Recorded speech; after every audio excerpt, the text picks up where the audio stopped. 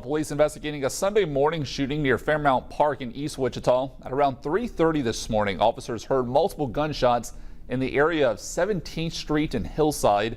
A few minutes later, officers were called to the area in response to a shooting. There, Wichita police found a female who had a gunshot wound to the foot. The investigation found that the victim was at Fairmount Park with her friends when they heard several gunshots and the sound of screeching tires. The victim fled the area on foot before officers found her. Wichita police searched the area and multiple shell casings at the intersection of 16th Street and Vassar were found. No arrests have been made and it is still an active investigation.